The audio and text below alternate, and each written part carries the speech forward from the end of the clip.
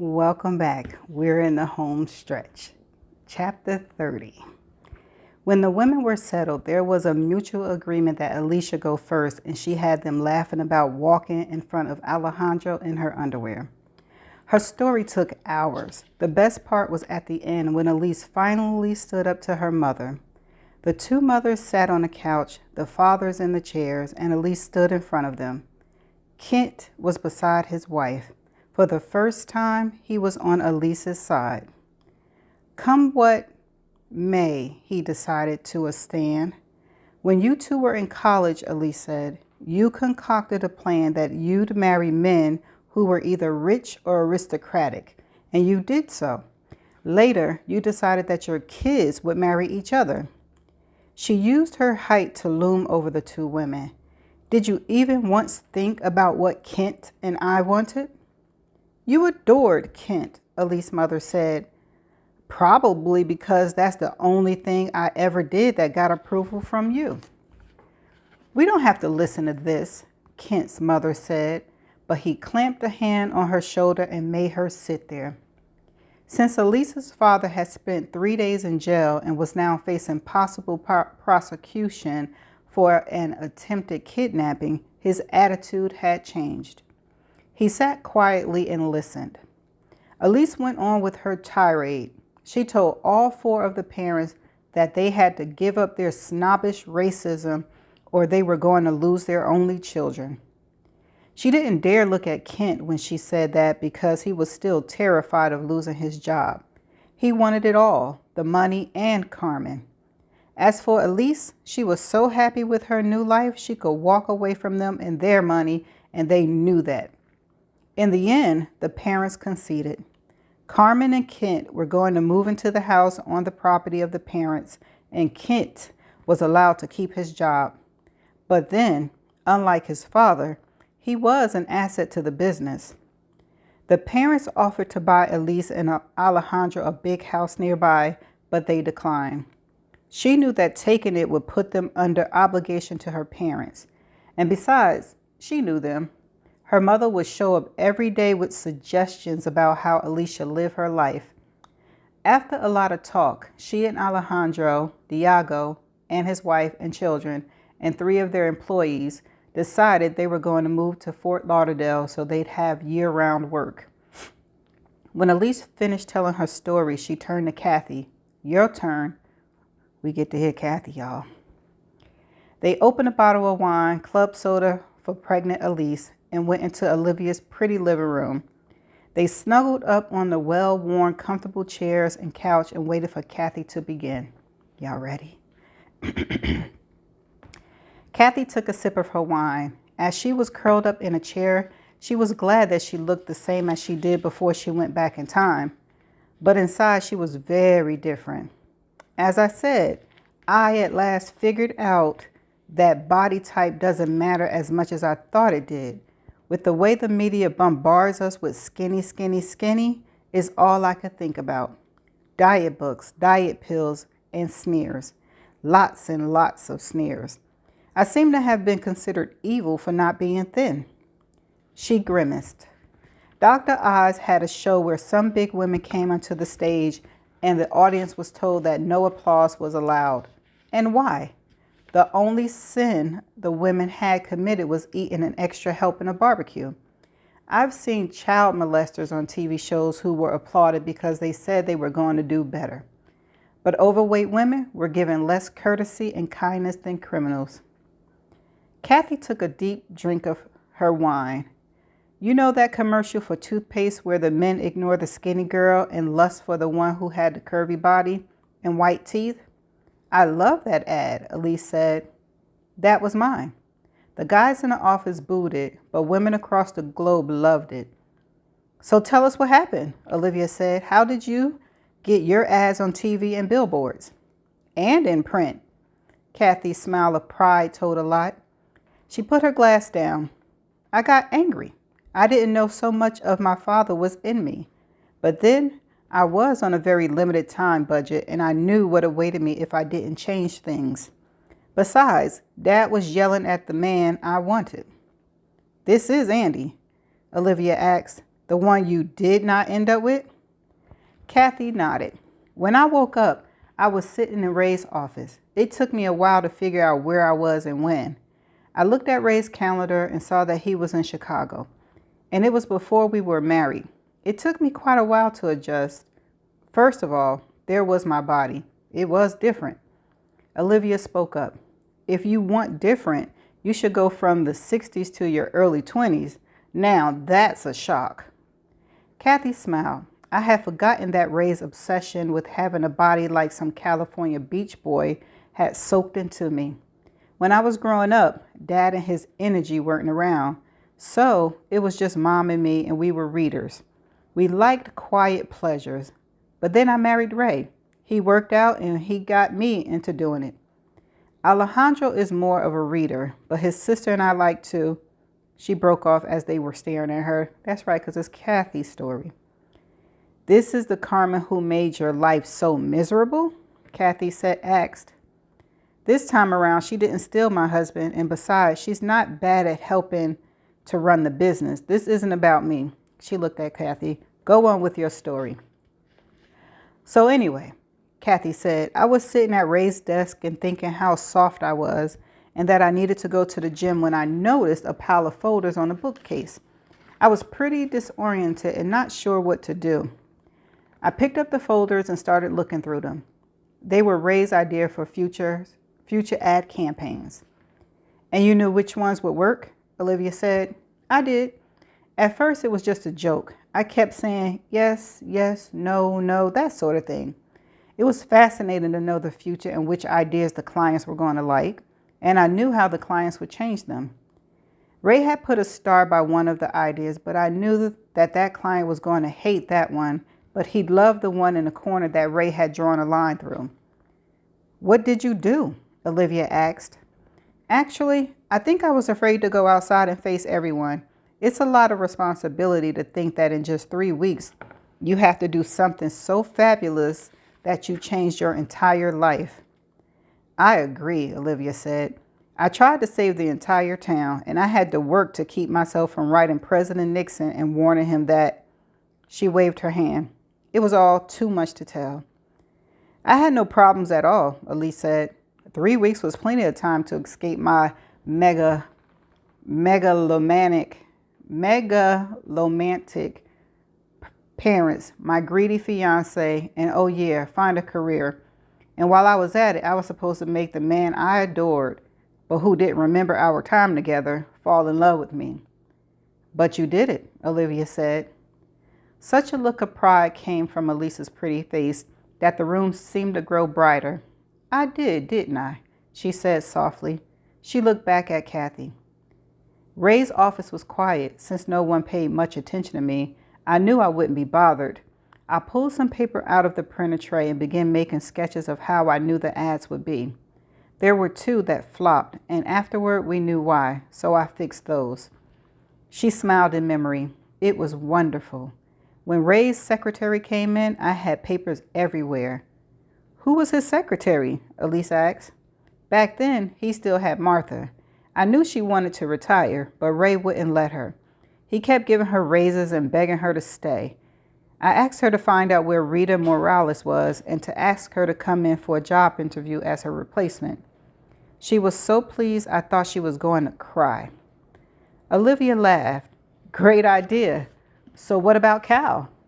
I'm coming to that, Kathy said. Martha went through all the papers I'd done and she knew they were good.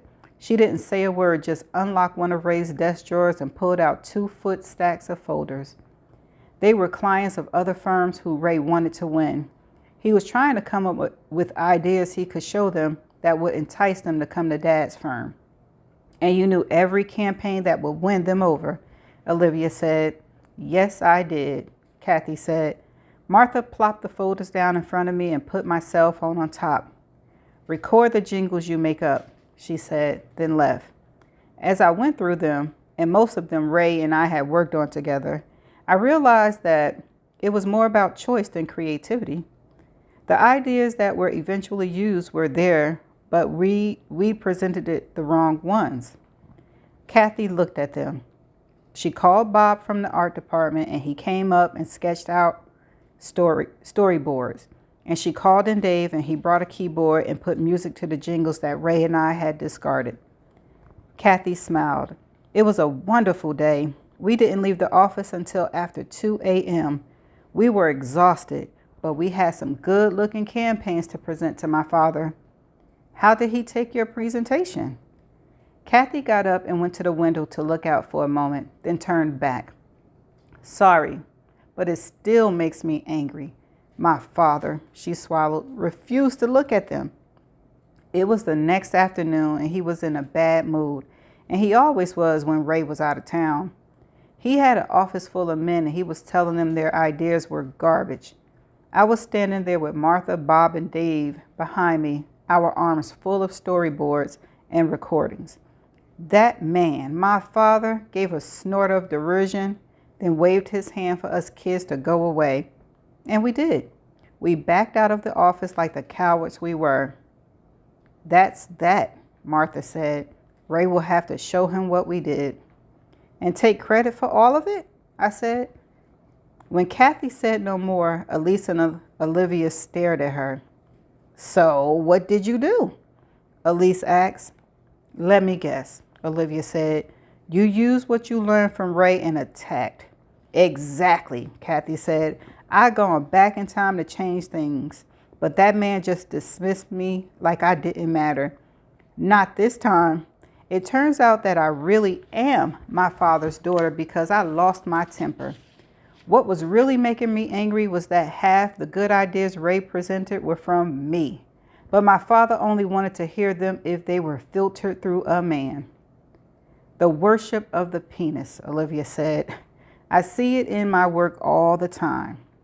She saw the shock and interest on the women's faces. Sorry, this time around, I'm a psychologist. Disappointing, Elise murmured. I thought you were speaking from experience. Olivia laughed. You're right, Kathy said. That's what it was. I went back into my father's office, but then I turned coward. You can't break a lifetime of fear in just seconds.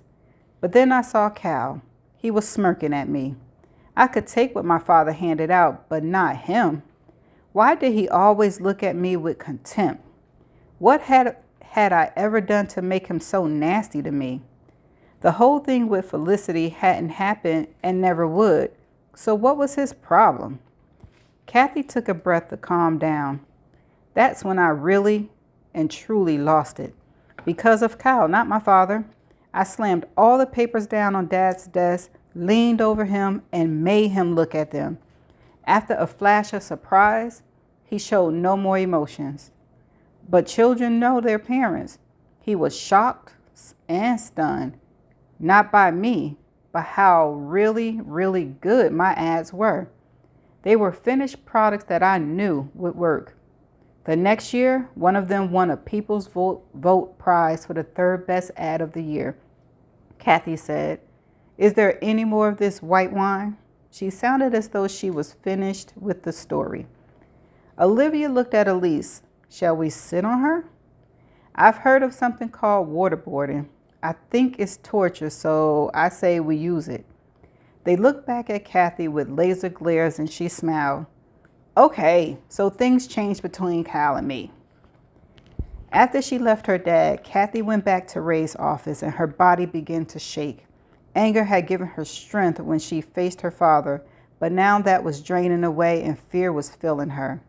When she finished her presentation, he'd said, What title do you want? She knew what he meant. He was never going to say that he liked her campaigns.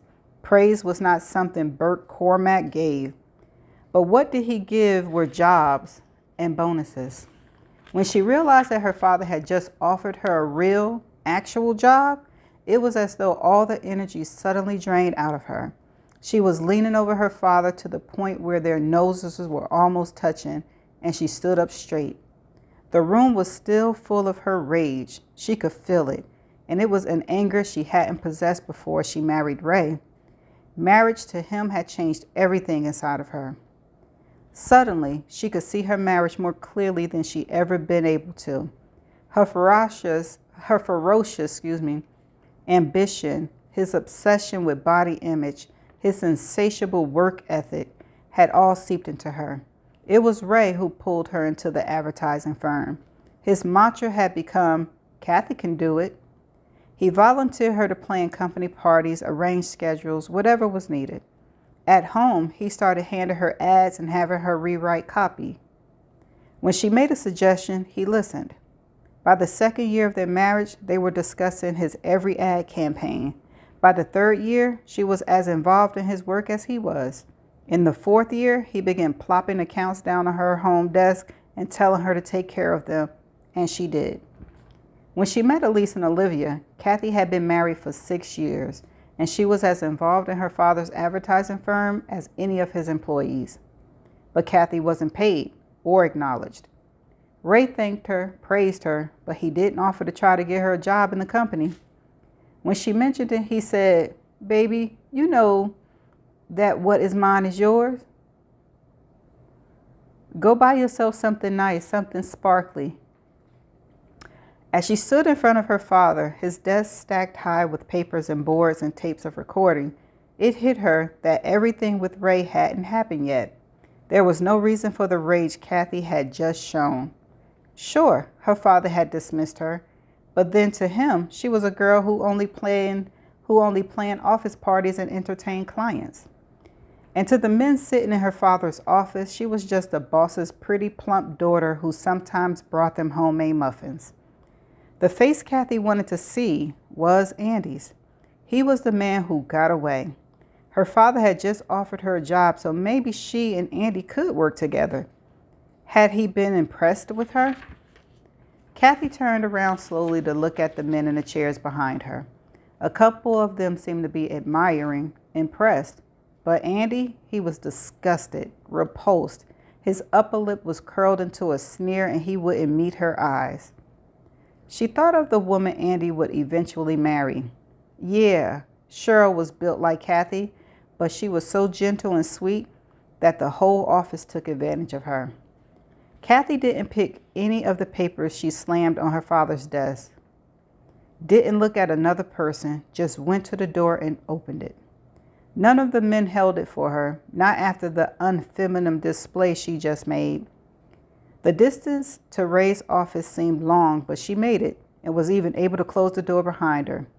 But she was standing there shaking, and she didn't know if it was from fear of having at last stood up to her father or from having seen the disgust on Andy's face. Okay, she thought, as she walked to Ray's desk. She'd achieved one of the things she wanted, which was to get herself into her father's company. She was not going to think about what happened when the 3 weeks were up and she no longer knew about the future. How was she going to live up to what she just done? Maybe she shouldn't have. Don't turn coward now. She turned to see Cal Norhoff standing in front of the closed door. She hadn't heard him enter. Kathy dropped down into Ray's chair. Oh, go away. And miss the aftermath of that display? Never. He went to a cabinet, opened it, and poured vodka and tonic water into a glass and held it out to her. No thanks, she said. But when he didn't put it down, she took it and drank half of it in one gulp. Shades of Mad Men, she muttered, not knowing if the show was on the air or not. Cal smiled. Are you Peggy? But you look like Joan. Kathy almost smiled at his illusion, but she didn't. Why are you here? To tell me I'll never make it in a man's world? That my father and the other men will eat me alive? Cal's handsome face lost its smug look, and he seemed genuinely puzzled by what she said. No, not at all. I was glad of what you did, and I think it's about time. You've been helping your dad for free for too long. It was Kathy's turn to be puzzled. I've never done anything. Since this was before she married Ray, that was true. You're kidding, aren't you? Cal sat down on Ray's black leather chest-filled sofa and looked at her. You aren't aware that Bert Carmack owes you for his own personal market research? I know he asked Mom and me what we think of products, but I've certainly never made a presentation to him. Not that you know of, but old Bert tells me.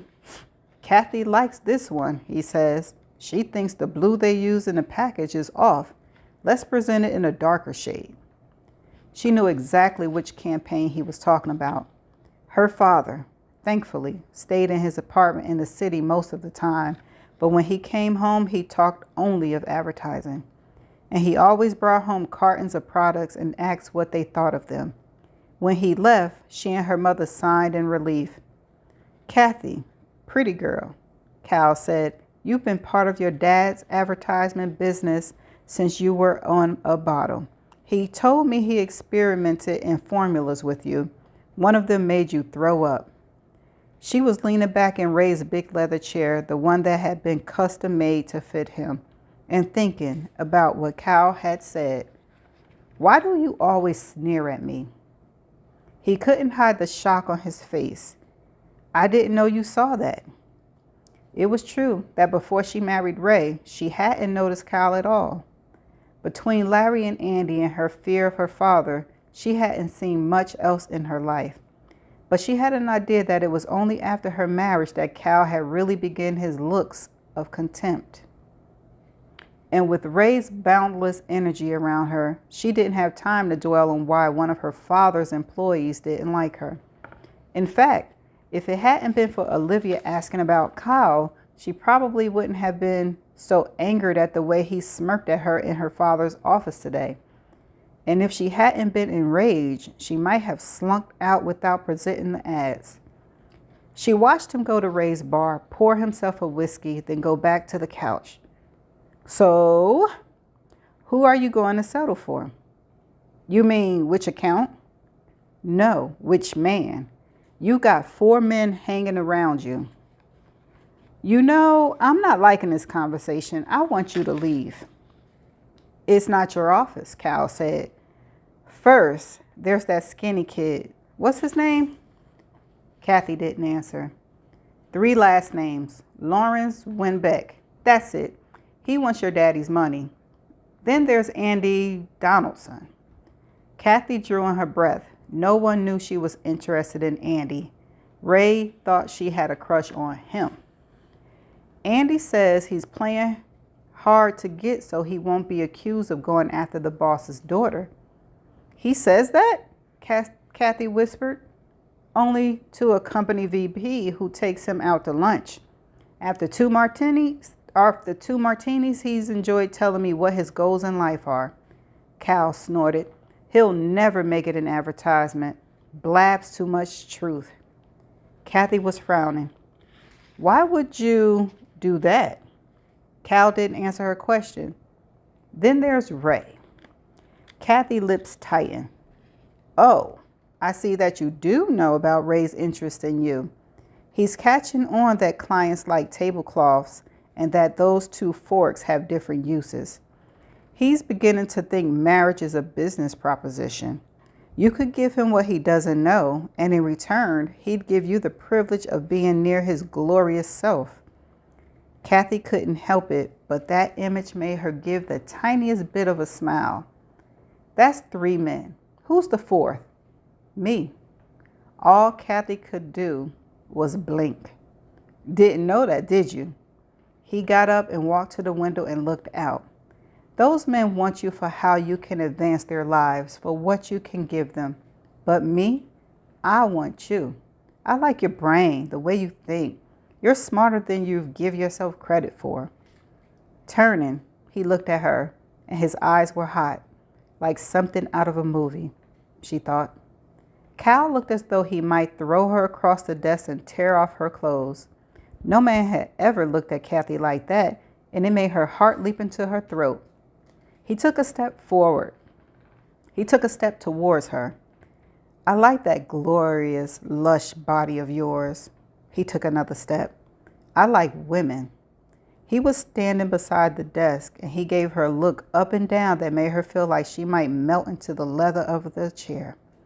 When he held out his hand to her, she started to take it, but she glanced at the door. I locked it, he said, his voice throaty. And I told Martha we weren't to be disturbed, no matter what she heard. She took his big hands in hers. That's the end of chapter 31. 30. Did we get her story? I don't know if we really got her story, or did we get her story according to what we was expecting? Because I was expecting her to go into a little bit more detail about what happened in the 3 weeks. Yeah, she stood up to her father. She didn't get married to that man yet. So I guess, kind of, sort of. Anyway, let's finish this puppy up. Chapter 31. OMG, Elise said. That's wonderful. Great. I love it. Olivia was smiling in an I told you so way. Don't you dare take credit for this, Kathy said to Olivia, but she was laughing. Cal and I would have happened eventually. It's just, she stopped. No, it never would have happened. After being married to Ray, I would have been too scared to even think about marriage again. She picked up her wine glass and twirled the stem in her hand for a moment. I didn't know how bad my life with Ray was. The comparison I had was my parents, and my marriage was a lot better than theirs. She looked up. When people ask about a bad marriage, the only thing they really want to know is, does he hit you? If the answer is no, then you're put into a category labeled safe. Whatever else is done to you is okay. And that's so sad. She paused. Ray never yelled at me, was never unkind, but he beat me down in a way that killed the inside of me. He didn't mean to because he truly loved me, but he wasn't in love with me. Kathy smiled. Cal and I fight. We have arguments. He thinks he knows everything in the world, and I have to stand my ground to make him even hear me. When she looked up, she was smiling. But we make up in bed. Fabulous sex, the kind out of novels, and out of bed we're kissing and holding hands and cuddling while we watch TV. Every day he lets me know that I am loved. Good moods and bad, I know he loves me. I know what you mean, Olivia said. Reliving our lives made the dynamic between Kit and me change. When we got married, when we were older, even though I loved him, under the surface, I still harbored a lot of anger and resentment that he ruined my life. I loved him, but I hated him too. But I was so afraid that rage would come out that I kept my mouth shut. I didn't talk about the bad that had happened to me. We were only married for a year, and it was sweet. But I was afraid that if I let my anger out, it would destroy everything. She paused. And there was the guilt. I was a woman who'd given up her child. The guilt ate at my soul. When I went back, I yelled at Kit, cursed him, but he was still there. He didn't go away. I don't know whether he believed me or not, but he helped me. She smiled. And also, when I met him so many years later, he'd had a lot of time of being in a big shot, and he kept that attitude. He decided things, gave orders, all decisions were his. And now, Kathy asked, now we've lived together all that time. I saw him go from being a mostly naked boy to counseling presidents. If he gets too uppity, I know how to stop him. She smiled. To me, he'll always be that worthless boy. And you had children, Elise said. Alejandro was made to be a father. Olivia laughed. I have to say that boys took any hint of pomposity out of their father. One time, Kit unexpectedly got caught in what was escalated into a desert war. He was freaking out because Tully was with him. Our son felt his father's fear and threw up on him. An absolute gusher. It was so human, so normal, that everyone stopped screaming and started laughing. It was easier to negotiate with laughing men than with rage, so the problems were solved. Kit said it should be named Tully's War. When she looked up, there were tears in her eyes, but they were tears of happiness. Elise looked at Kathy. How is Ray doing? Last year, he left Dad's firm and started his own. He's doing well. Did he leave because of Cal? Elise asked. I think so. Dad started spending time outside work with Cal. Then when I gave him a grandson, Dad kind of became another person. She took a breath. He's thinking about retiring. Olivia's eyes widened. You are going to head the agency, aren't you? Kathy's smile was slow. I am.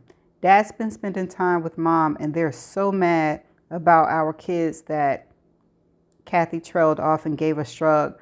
I'm happy. That's the highest, most important thing I can say. I am happy.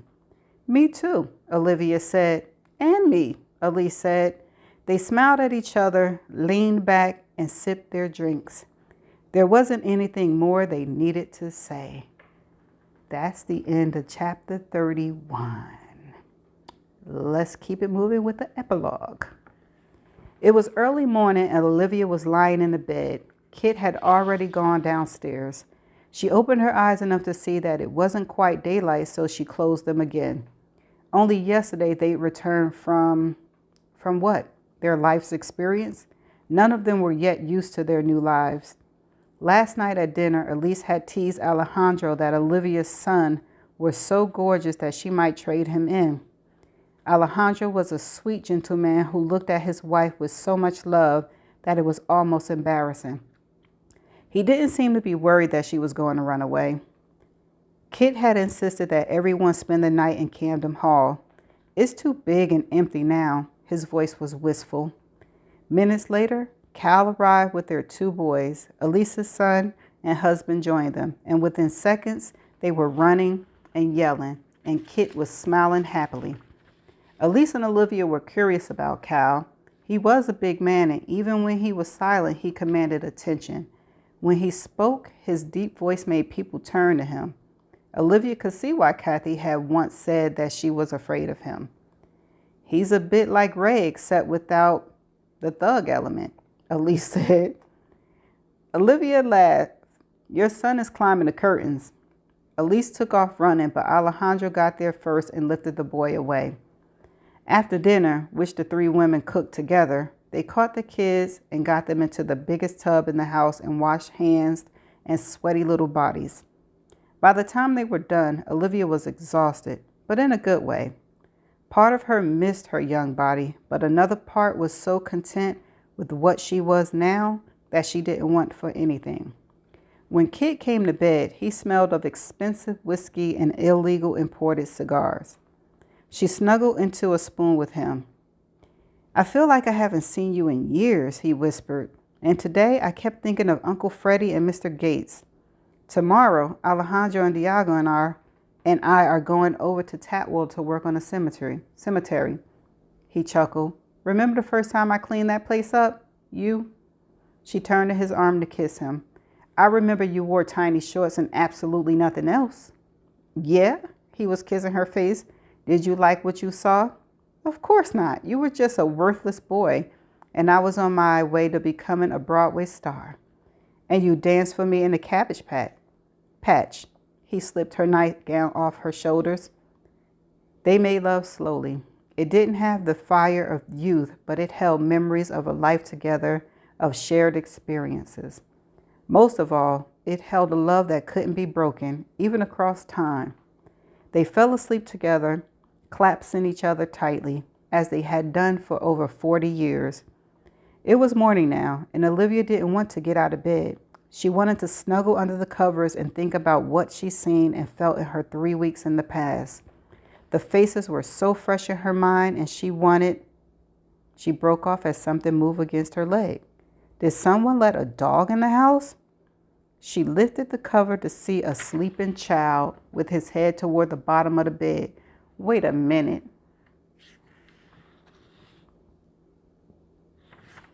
Y'all thinking what I'm thinking? When she flipped the coverlets back, to her surprise, the big bed was full of children. Let me clear my brain.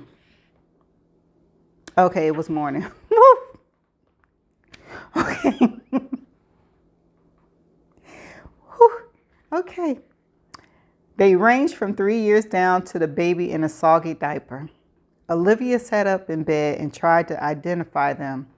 Elisa's boy, Kathy's too, the blonde head of Liam, her grandson.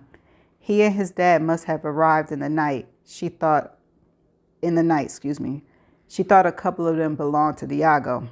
Like puppies, the children began to stir, and Olivia slid back down in the bed. They gravitated to the warmth of her, piling on her and on each other. It's my fantasy, she thought, the one she told Ray and Elise. Well, not really, but she could see the connection. She'd often dream of being woken up by kisses from men with different skin colors. This experience, however, wasn't at all sexual. Instead, it was simply full of happiness. These children weren't men, but they were all male, and there was a lot of variation in skin color. She could feel them beginning to wake up. Whoever kisses me the most gets chocolate chip pancakes. In seconds, she was out, overrun with the biggest, wettest kiss ever given. Olivia laughed and hugged and asked for more. And that's how the parents found their children, all of them in bed with Olivia kissing her. Cameras and cell phone flashed and beeped as the scene was recorded. Later, everyone said that the photos were proof that Dr. Olivia Paget Montgomery was the happiest person on the planet. She agreed with all her heart. And that is the end of As You Wish. And boy, am I glad that it's over. No, just joking. Okay, so now it's time for me to give a few thoughts, and then I will give my ratings on the book. Okay, first of all, when I first started, I knew that it was going to be nice and slow, a slow-paced book. And so I prepared myself for that, but I didn't expect it to be the way it was, okay? First, it was okay in the beginning, and then it took a turn for, like, out of nowhere. Like, I was just like, what is this that's going on? So the reason why I kept up with the book is because I knew the two characters, Olivia and Kit. So I kept up with it because I thought we were going to find out, or a majority of the book was going to be us finding out about why she was so angry with Kit. Yeah, we found out and we found out and we found out and we found out in multiple chapters. I was like, okay. So it was so repetitive. Like, what did we have to have, like, so many different perspectives? Because if it was a different perspective, it didn't seem like it was different. It seemed like Kit's perspective and her perspective was the same thing. And it was like, how many times we got to hear it? So I was expecting something totally different. The character Olivia, all of the females in the book were abused mentally and emotionally. And if it wasn't, it was definitely by the men in their lives, but it was definitely more so also with their parents. Like, and I just was like, wow. I mean, yeah, women go through that, but dang, all three of their stories was the same. It was okay. No, I would have liked a little bit more difference, in the stories, but it seemed like their stories was so similar. Like, there was nothing to, how do I say it? I'm trying to figure out the right words to say, but I couldn't feel any different for the women because their stories was the same. Granted, a lot of women's stories are the same. We go basically through the same thing all the time. So that was kind of like annoying. And the big annoyance was Olivia. Her anger was so misplaced. It was so misplaced. Like, she refused to take accountability the whole time. And then her stubbornness. He had no clue you was pregnant. None. And the fact that she thought that she was better than him because she was just 4 years older than him, I didn't like that either. It was just like,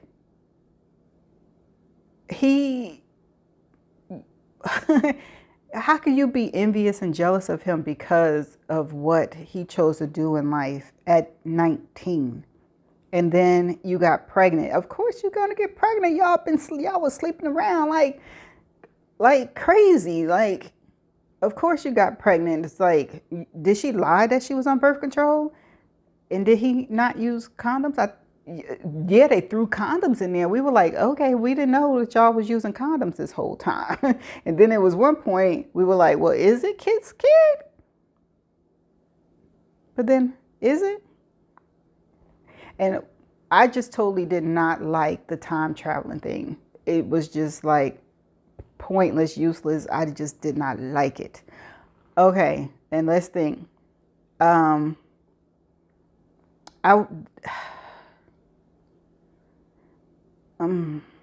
Elisa's time travel and Olivia's time travel was so long that when it came to Kathy's, I don't feel like we got enough of her time travel. Like, if you was going to force the time travel on us, like, why did Olivia have to have it so long? Why did Elise have to have it so long? And they were killing me with the Alejandro and Elise thing, and then the black horse and the black car. And I'm like, stop it. But I could keep going on and on and on. To me, this book seemed like it was written by two people. It just was, I wouldn't say one of the worst books that I've written, but it was definitely one of the books that I fought to keep going, because normally I'll be like, trash it and put it like next.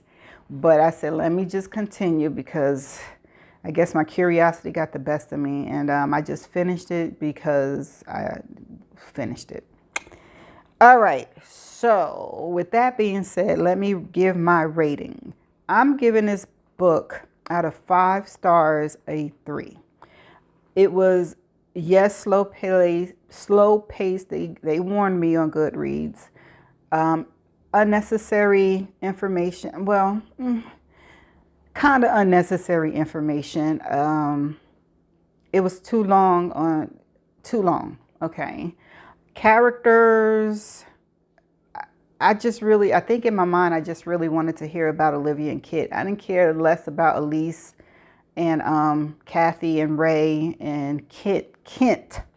I kept saying Kent, like, I care less about their stories, and Alejandro and all of that kind of crap. I cared less about it. But it was a big snooze. And I think I'm gonna need a better book in March to read with some excitement or something, some drama or something. But okay, so that's the overall rating. Characters, that's a 3.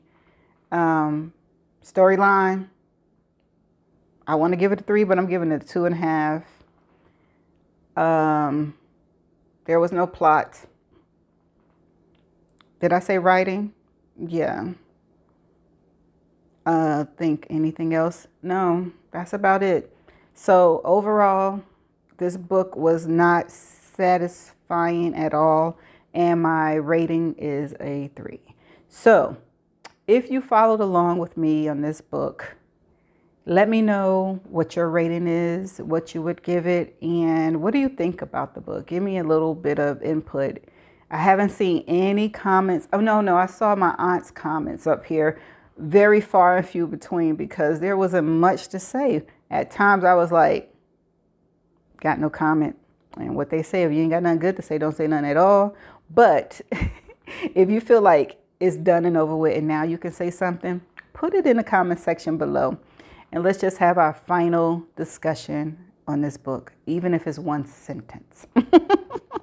But that's it for As You Wish by Jude Deveraux. And until March, I shall see y'all later. Bye for now.